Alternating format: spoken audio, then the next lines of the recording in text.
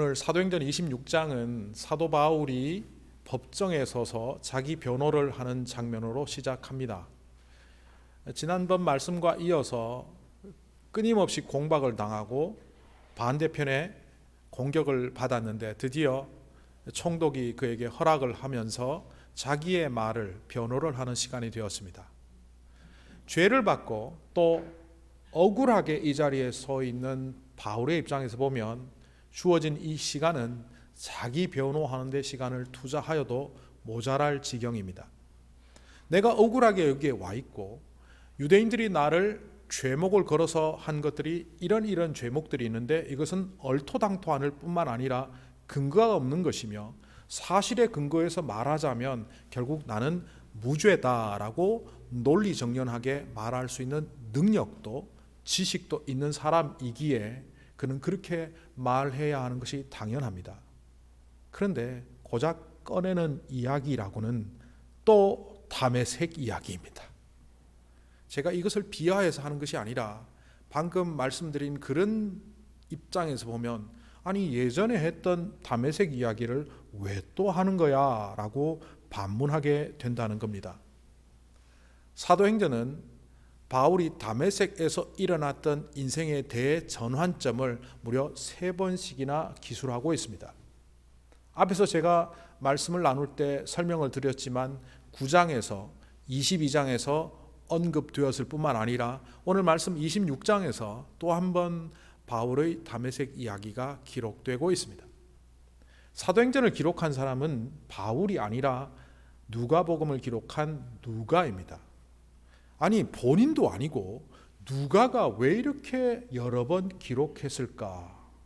이것을 보수적인 입장에서 성령이 시켰으니까 했겠지 이렇게 볼 수도 있지만 이것을 관계론적으로 접근해 보면 이렇게 볼 수 있습니다. 바울과 동행하며 선교에 동참했던 누가는 스승처럼 따르던 바울의 이야기를 평상시에도 귀담아 들었을 겁니다. 그런데 바울이 앉으면 했던 이야기가 있겠죠. 내가 만약 다메섹에서 예수님을 만나지 못했다면 내 인생은 지금과는 판이하게 달랐을 거야. 어떤 날은 또 이렇게 말했을 겁니다. 내 그날 말이야. 다메섹의 체험이 10년이 지나고 20년이 지나도록 잊혀지지가 않아. 마치 어제 목격한 것 같아. 또 어느 날은 그랬죠. 나는 그때 예수 믿는 사람들을 잡아서 감옥에 가두고 형벌을 주고 심지어는 죽이러 갔던 사람인데 예수님께서 나에게 그 죄를 묻지 않으시고 나를 이방인의 사도로 세우겠다고 비전을 주셔서 내가 지금 이렇게 살고 있는 거야. 그의 삶의 모든 모습들은 늘 다메섹과 연관되어 있었고 다메섹을 통해서 재해석하는 그런 삶을 살았을 것이 명약관화합니다. 그렇기 때문에 수도 없이 들었던 누가의 그 이야기들은 그 안에 축적되어 있었고 바울이 말했던 다메섹의 체험들이 비교적 걸러졌음에도 불구하고 이 사도행전이라는 귀중한 복음의 역사 속에 무려 3번씩이나 기록되어 있는 겁니다.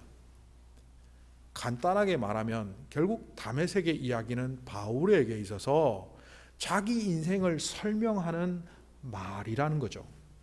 바울이 바울다울 수 있었던 한 지점을 말하라면 그것은 다름 아닌 다메섹이라는 겁니다. 자, 이런 지점을 과거에는 터닝 포인트라는 말을 전문가들이 사용했습니다. 분기점이다, 분수령이다 이렇게 말할 수 있겠죠. 그런데 요즘은 터닝 포인트보다는 다른 단어를 쓰더라고요. 티핑 포인트. 이걸 우리말로는 변곡점이라고 하죠. 어떤 기업이 지지부진하다가 어느 날 갑자기 폭발적으로 성장하는 모습을 보이는 그 지점을 티핑 포인트라고 합니다. 그러니까 터닝 포인트는 서서히 변화가 일어나는 데 주안점을 둔 단어라면 티핑 포인트는 폭발적인 변화, 갑작스런 변화에 주목하는 경영학적인 단어이기 때문에 바울의 이 지점은 터닝 포인트이기도 하지만 의미론적으로 보면 티핑 포인트가 맞죠. 새해를 시작하면서 우리는 2022년이 우리의 인생 가운데 터닝 포인트 혹은 티핑 포인트가 되기를 원하죠. 그런데 우리는 어느새 살다 보면 벌써 9일이나 지났네? 또 지나고 나면 1월 31일이네? 그러다 보면 3월이 되고 4월이 되면 생각하죠. 그래, 상반기는 망쳤으니까 7월 1일부터 하반기에 새롭게. 그러다가 9월 13일. 올해는 그냥 갔다. 내년에는 새롭게. 우리가 늘 티핑 포인트가 우리에게 있기를 바라고 금년 새해를 시작할 때마다 그것이 터닝 포인트가 되기를 원하지만 왜 우리에게는 다메섹 같은 놀라운 변화가 없는 걸까요? 연초 연말이 되면 늘 생각나는 말씀이 있습니다. 이 말씀은 얼마 전 노회 신년 예배에서도 나누었던 말씀인데요. 그 말씀은 누가복음 13장 6절에서 9절입니다. 제가 읽어볼 테니까 한번 들어보시기 바랍니다. 예수께서는 이런 비유를 말씀하셨다. 어떤 사람이 자기 포도원에다가 무화과나무를 한 그루 심었는데 그 나무에서 열매를 얻을까 하고 왔으나 찾지 못하였다. 그래서 그는 포도원지기에게 말하였다. 보아라, 내가 새해나 이 무화과나무에게서 열매를 얻을까 하고 왔으나 열매를 본 적이 없다. 찍어버려라. 무엇 때문에 땅만 버리게 하겠느냐? 그러자 포도원지기가 그에게 말하였다. 주인님, 올해만 그냥 두십시오. 그동안에 내가 그 둘레를 파고 거름을 주겠습니다. 그렇게 하면 다음 철에 열매를 맺을지도 모릅니다. 그때 가서도 열매를 맺지 못하면 그때 찍어버리십시오. 3년 동안 열매를 맺지 못하는 무화과 나무에게 1년의 기회를 더 주는 장면이지요. 그런데 이 말씀, 비유의 말씀이지만 보다가 보면 이상한 질문들이 몇 개 나옵니다. 첫 번째 질문은 아니 포도밭에 왜 무화과 나무를 심지? 그 포도원에는 포도나무를 심어야지 왜 무화과 나무를 그것도 딱 한 그루 심을까? 둘째 질문은 그 무화과 나무는 농부가 게으름을 피운 것 같지도 않은데 그렇게 열심히 좋은 밭에 심어 나왔는데도 불구하고 왜 3년 동안 열매를 못 맺었지? 셋째 질문은 주인이 베어버리라 그러면 충분한 시간을 주었으니까 베어버리면 될 텐데 위 포도원지기는 왜 1년 더 시간을 주자고 그렇게 말하는 거지? 질문들을 풀어보면 이렇습니다. 포도원에 왜 무화과나무를 심었지? 우리는 그냥 단순한 질문이지만 당시 유대인의 입장에서 보면 이 질문은 기이하기 짝이 없는 내용입니다. 뭔 소리야? 제정신이야? 포도원에 왜 무화과나무를 심어? 정신이 없구만. 이렇게 반응할 만하다는 겁니다. 예수님은 당시에 청자들, 유대인들이 들으면 누구나 알만한 생활 밀착형 비유를 자주 말씀하셨습니다. 일상 속에서 일어나는 사건을 통하여 하나님의 나라도 복음도 쉽게 설명해 가셨기 때문입니다. 그런데 이 이야기는 당시 사람들이 들었을 때 이상한 이야기입니다. 이스라엘에서 무화과 나무는 길가에 아무렇게나 심어 놓아도 잘 자라는 나무입니다. 그러니까 가꿀 필요도 없고 포도밭에 그 좋은 땅에 심을 필요도 없는 나무입니다. 당시 유대인들이 예루살렘에서 베단이 가는 길에 무화과 나무를 쭉 심어 놓았습니다. 나그네들이 쉽게 열매를 따서 배를 채우라고 그렇게 자비의 마음으로 심어 놓았습니다. 얼마나 열매들이 많이 맺혔는지 베다니에서 예루살렘까지 2.5km 정도 되는데요. 그 길가에 심어진 나무 열매를 수거해서 거두고 처리하는 사람들이 있을 정도였습니다. 그 사람들이 누구냐? 벳박의 사람들입니다. 베다니에서 예루살렘 가는 중간쯤에 벳박에가 있는데 이 벳박에가 무화과 나무의 집이란 뜻입니다. 무화과 나무를 처리하는 사람들이 모여 사는 동네, 이런 의미이겠죠. 이럴 정도로 무화과 나무는 아무렇게나 잘 자라는 나무, 흔한 나무, 그렇게 값어치 없는 나무입니다. 반면 포도나무는 우리는 선악과 하면 어떤 나무를 떠올립니까? 이게 서양 문화 속에서 영향인데요. 이걸 아담스 애플 그러죠.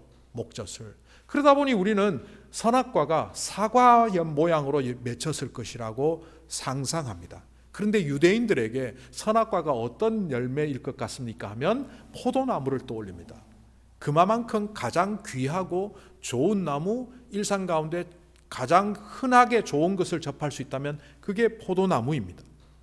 그런데 이 포도나무 밭에 흔하기 짝이 없는, 가치도 없는 무화과나무를 심었다는 것은 이거 좀 이상한 겁니다. 들을 때 주인도 이상하고 포도원지기도 이상합니다. 그런데 여기에 예수님의 비유의 핵심이 있습니다. 보편적인 것을 뒤집어서 특별한 것처럼 말씀하실 때 거기에는 이걸 뭐라고 합니까? 죽을 수밖에 없는 자를 살리시는 사건, 망할 수밖에 없는 자를 도우셔서 흥하게 하는 사건, 이걸 뭐라고 말합니까? 은혜입니다. 도저히 심을 수 없는 포도밭에 무화과나무를 한 그루 심었다는 것은 그 무화과나무의 입장에서 보면 포도원 주인이 막대한 은혜를 준 겁니다. 기회를 준 거고, 결국 왜 포도밭에 무화과나무를 심었을까? 이 질문은 예수님의 의중을 파악해 보면 그것이 바로 은혜의 자리에 무화과나무를 세우셨다는 것을 알게 합니다. 그런데 왜 이 무화과나무는 3년씩이나 열매를 맺지 못했을까요? 밭이 나빠서도 아니고, 그러니까 땅 문제가 아니라는 겁니다. 농부가 게을러서도 아닙니다. 그리고 시간도 충분히 주어졌습니다. 이 3년이라는 시간은 충분히 주어진 시간을 의미합니다. 과거 제가 이 나무에 대해서 좀 작은 지식들을 습득한 적이 있습니다. 우리 집안에서 과수원도 하고 해서 이런 얘기를 곧잘 들었습니다. 사과나무는 심은 뒤에 3년이 지나야 제대로 실과를 얻어. 나중에 제가 책을 읽어보니까 나무마다 결과 습성이 다르다는 걸 알게 되었습니다. 결과, 열매를 맺는 기간이 다르다는 겁니다. 사과나무와 배나무는 3년 습성을 갖고 있습니다. 가지가 나오면 이 가지가 1년, 2년, 3년 차가 되었을 때 제대로 된 열매를 맺는다는 겁니다. 반면 포도나무와 같은 것은 결과 습성이 1년입니다. 그 해에 나무 줄기가 나오고 덩쿨이 자리를 잡음과 동시에 열매를 맺는다는 거죠. 무화과나무는 어떻겠습니까? 1년 습성인데 1년이라고 하기에도 너무 짧습니다. 2월에 가지가 나오면 6월이면 열매를 맺을 만큼 반년도 되지 않아서 열매를 맺는, 그래도 이런 나무를 1년 결과 습성의 나무라고 합니다. 그러니까 무화과나무에게 3년이 주어졌다는 얘기는 시간이 부족한 것이 아니라는 겁니다.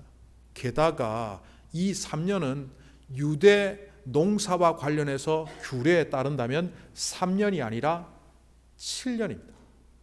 뭐냐 하면 이 유대 농사 규례는 레위기 19장에 잘 나와 있는데요. 너희가 그 땅에 들어가서 과실나무를 심게 되면 첫 3년 동안은 열매를 따지 말아라. 그 나무가 그 땅에 정착하도록 도와주라는 말이죠. 4년이 되면 열매를 따서 하나님께 드리고 5년째 될 때 그 열매를 따서 너희들이 취하도록 하여라. 그럴 때 너희가 그 땅에서 풍성하리라. 이 레위기 말씀에 따라 유대인들은 나무를 심으면 첫 3년은 열매를 거두지 않고 4년째는 하나님께 드리고 5년이 되었을 때 자기가 따 먹었습니다. 그러니까 이 3년의 첫 해는 몇 해입니까? 심은 지 5년째 되는 해입니다. 첫 3년 그냥 보내고 네 번째 해는 하나님께 열매를 드리고 5년째 될 때 열매를 취하죠. 3년이 결국은 5년째 되는 해. 두 번째 해가 6년째 되는 해. 세 번째 해는 7년째입니다. 7년이라는 의미가 뭔지 아시죠? 성경에서 7이라는 숫자는 완전 숫자입니다. 문자적으로 3년이라고 주어져 있지만 유대 농사 규례와 연결하면 이 무화과나무에게는 무려 7년이라는 해가 보장되어 있었습니다. 그런데 열매를 맺지 못했습니다. 왜요?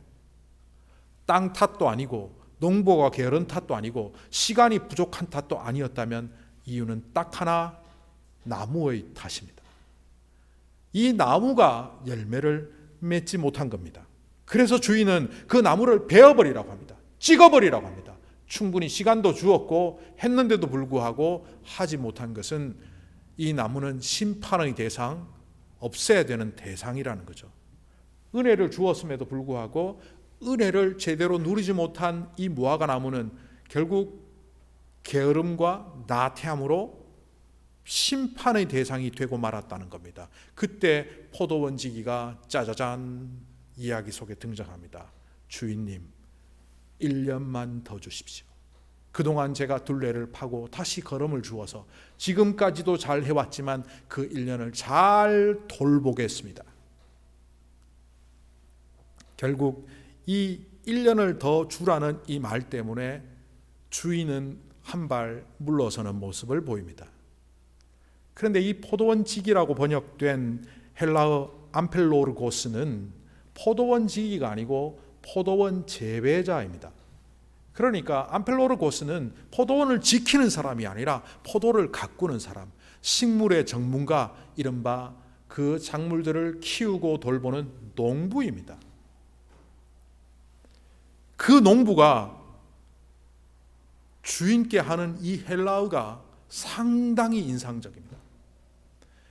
1년만 그 나무에게 기회를 주십시오라고 번역된 이 말을 헬라어로 보면 전혀 다른 의미라는 거죠.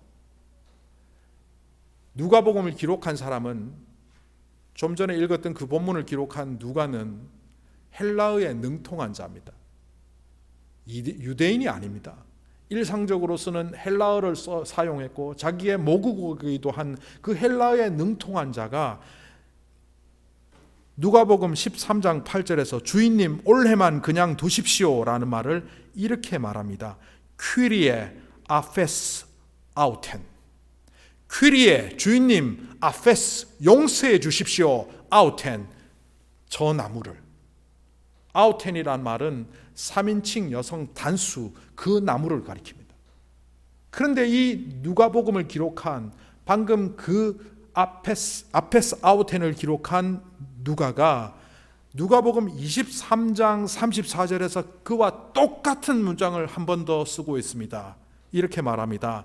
파테르 아페스 아우토이스. 파테르는 아버지, 아페스 용서하여 주시옵소서, 아우토이스 3인칭 남자 복수입니다. 사람들을 말합니다.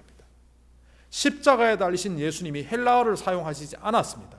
비유 속에서 예수님은 헬라어를 사용하지 않았습니다. 그러나 그 의미를 성령의 감동을 통하여 명확히 알았던 누가는 이 농부의 입을 통해서도 주인님 퀴리에 저 나무를 용서해 주십시오 말함과 동시에 십자가에 달리신 예수님께서 파테르 아페스 아우토이스 저 사람들을 용서해 주십시오라는 말로 기록합니다.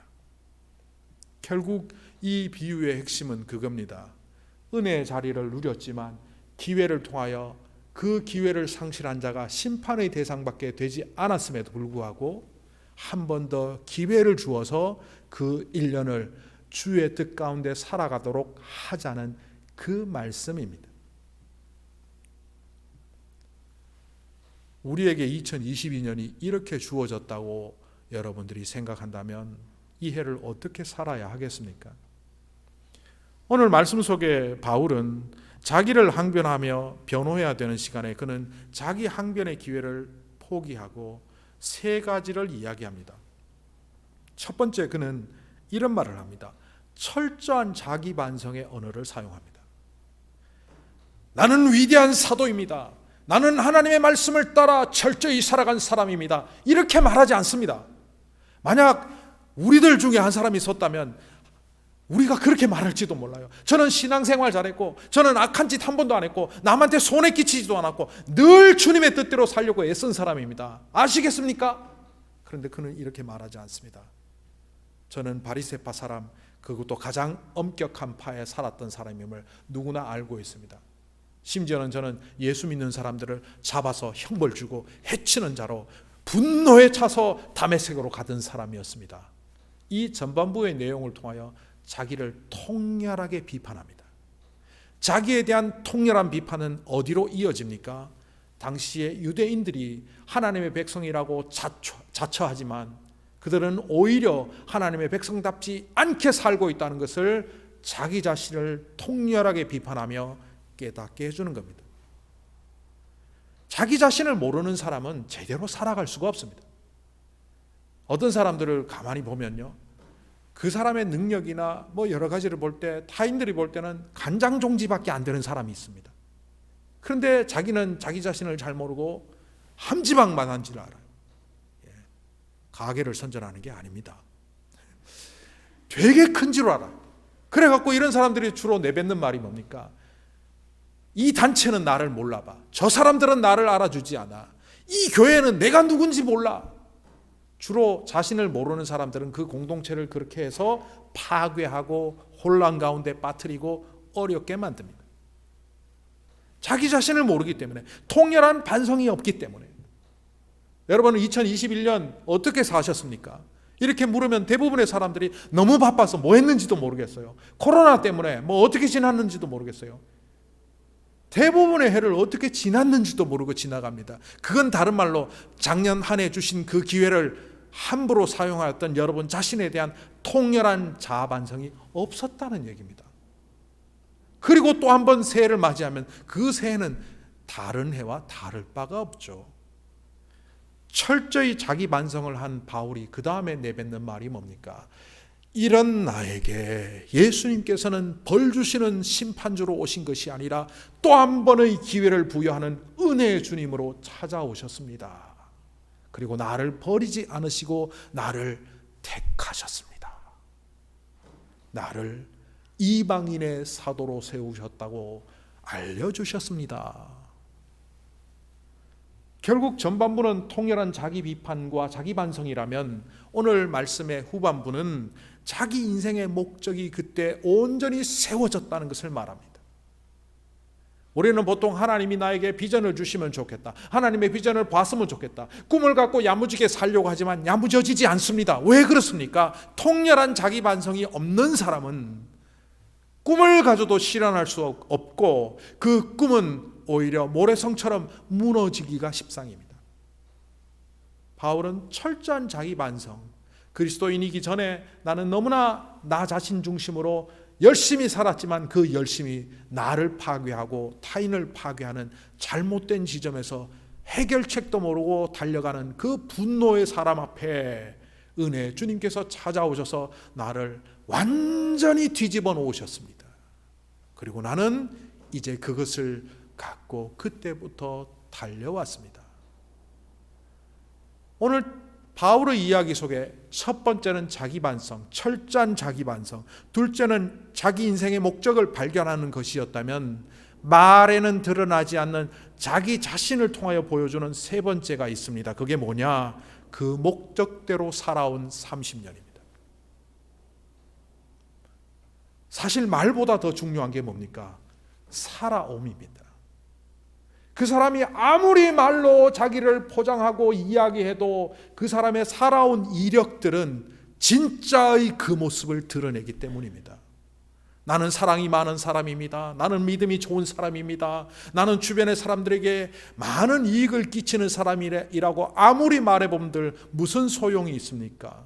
작은 자에게 보살피는 삶의 이력이 없었다면, 정말 낮은 자를 향하여 주변의 이웃들을 향하여 사랑을 베푸는 손길이 없었다면, 살아온 이력이 없다면 그 모든 문서상의 이력은 거짓에 불과합니다. 이제 노년기에 접어든 학자들의 연구에 의하면 대략 25년에서 30년의 선교 사역을 마치고 가이사랴 법정에 바울은 서 있다고 합니다. 그 30년의 세월이 바울이란 사람을 증거하고 있습니다. 여러분들은 어떠한 사람입니까?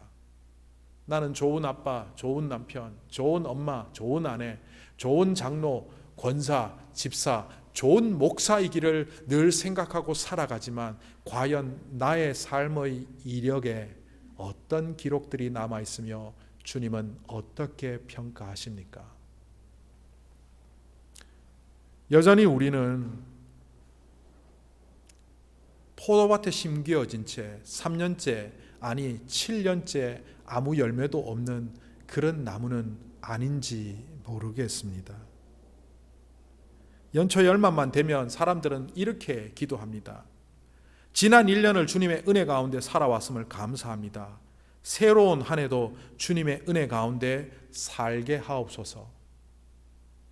일반적으로 많이 기도합니다.